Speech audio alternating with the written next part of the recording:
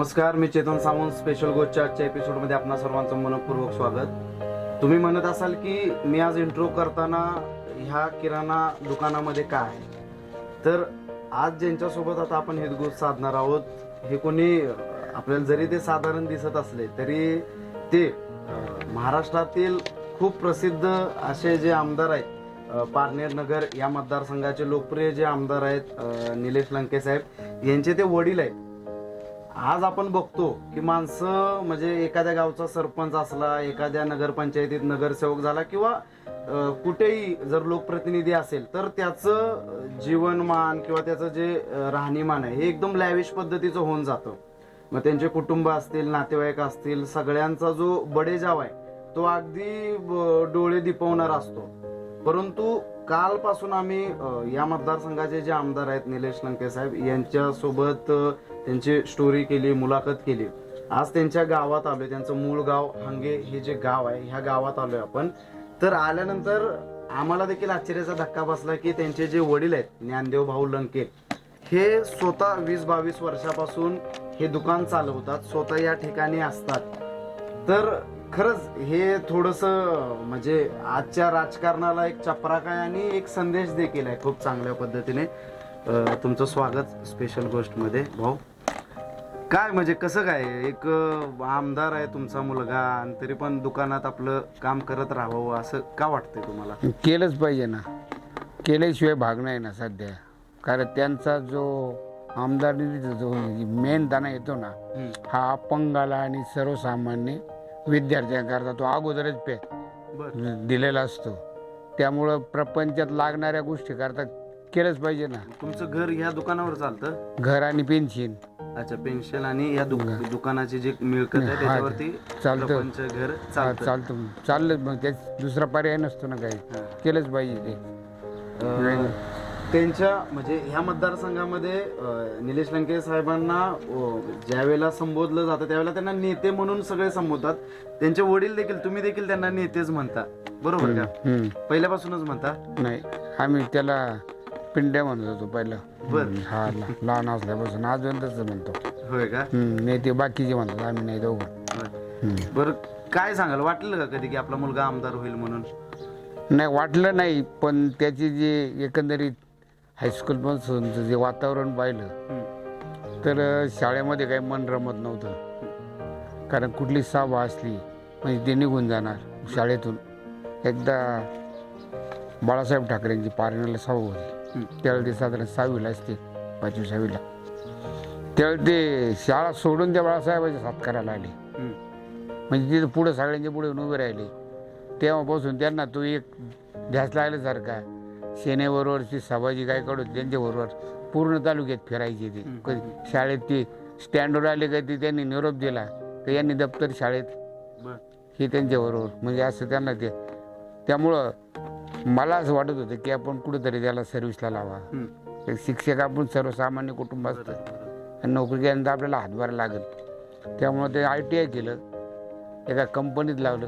पण कंपनीत काय ते राहिले नाहीत.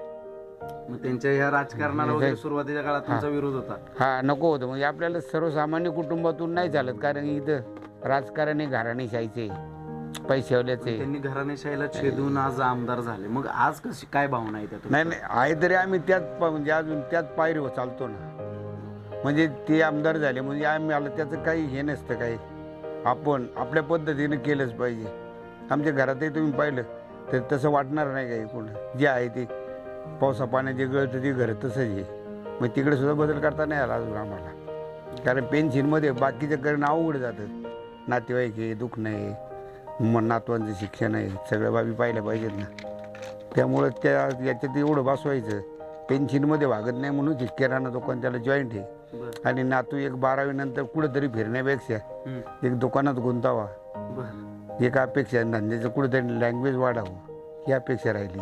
म्हणून साहेबांचा दौरा दिवसभर असतोय बाहेर, रात्री 1-2 वाजता घरी येतात आणि सकाळी लवकर निघून जातात. मग तुमची कशी भेट वगैरे काय? कधी कधी नाही होत भेट. इथंच असं दुकानातून चालताच बोलायचं, काय बोलायचं समजा सकाळच्या बरी. जर इथं असलो तर नाही तर मग तो असतो नातू दुकानावर असतो.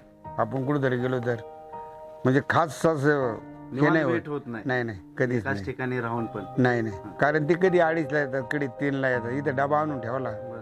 म्हणजे आल्यानंतर जेवणे, 4-5ला झोपणे, तोवर बाकी त्यांचा समाज सुरू होतो इथं. आज कमी आहे. नाहीतर जागा नसती गाड्या लावायला यायला त्याला. हा बरं, आज तुमच्या म्हणजे कोविड सेंटर महाराष्ट्रातलं एवढं मोठं त्यांनी सुरू केलं, बाकीची कल्याणकारी कामं त्यांची चालू आहेत, लोकांच्या अडीअडचणी सोडवण्याचं ते काम करतायत.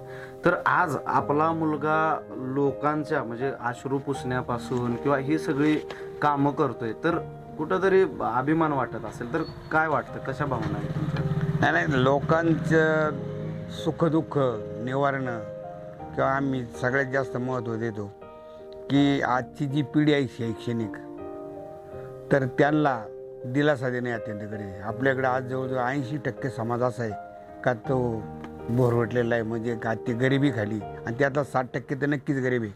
मग त्यांना वया पुस्तक आपल्या तालुक्यामध्ये योजना आहे. आपण सर्व गरीब विद्यार्थ्यांना वया आणि पुस्तकं दप्तर देतो.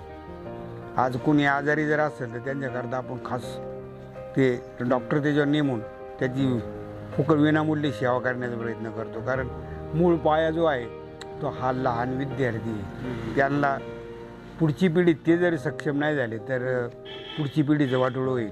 म्हणून त्याच्यावर जास्त जोर आहे. आरोग्य आणि शिक्षण या 2 बाबी आम्ही जास्त लक्ष देतो. मग आत्ता तुमच्या समोरच एक पोरगी आली म्हणजे मला वया नाहीत, म्हणून थोड्या वेळाने ये मी वया काढून ठेवतो तुला. म्हणजे त्यांचे परस्पर आपणही द्यायचे, तसं काही मानायचं नाही. समाजसेवेचा वसा आणि वारसा तुमच्याकडनंच त्यांना हा, नक्कीच ते कारण त्याची गरज आहे, काळाची गरज आहे ती. तुम्ही लय मोठे राहिले किंवा तुम्ही हेलिकॉप्टरने फिरले म्हणजे समाज फार जवळ येतो असं काही नाही. सर्वसामान्यांचे अश्रू पुसणं यातच. त्यामुळे आम्ही दुःखात कोणाच्याही दुःख जरी झालं तर आम्ही त्याच्या समोरच असतो, सामील होतो. आजही मी कुठे 10 म्हणजे एका दिवशीच्या 10 कार्यक्रम जरी केले तरी पण जातो, भेटतो. तुम्ही कार्यक्रम करतो ना. म्हणजे हे दुकानाचं हे व्याप सांभाळून सगळ्या गोष्टी. हा नातू असतो ना मग दुकानावर. होय तो का? आता तो असतो ना दुकानावर. बरं. तो थांबतो मग मी जातो सकाळी. ठीक आहे, तो ड्रायव्हर आलेला आहे बस हा, हा, हा. जातो आम्ही. कारण अशी यादी येतात आमच्या कार्यक्रमामध्ये लगेच. ते काय आता ड्रायव्हर हे आमच्या वाटेवर येतात आजचे कार्यक्रम. कोणासाठी? माझ्या करता येते. बर, म्हणजे आमदार साहेबांचा तुम्ही देखील बराचसा भार. हा म्हणजे सगळे सुनबाई सुद्धा असते. होय ना. मुलगा असतो फारला. पूर्ण कुटुंब ताकदीने चार लोकांमध्ये. तरी कमी पडतो तरी नाही होती. ते रात्री 2ला काही ठिकाणी भेटून आलेत. बर. ज्यांची आज 10वी आहेत ना तिथे भेटून आलेत. आत्ताची काही चोकऱ्याचे झाले ना भेटून आले ते. आमच्याकडे सगळे ड्रायव्हर विनामूल्य, सगळे विनामूल्यच असतं. आता एवढे गाड्या बिड्या जाणार सगळं याच पद्धतीत जाणार. तर हे होते आमदार निलेश लंके साहेब यांचे वडील ज्ञानदेव भाऊ लंके. तर खरंच म्हणजे एकदम अद्भुत पद्धतीच आहे. म्हणजे ह्या राजकारणाला एक दिशा देणारा अशी ही गोष्ट आहे.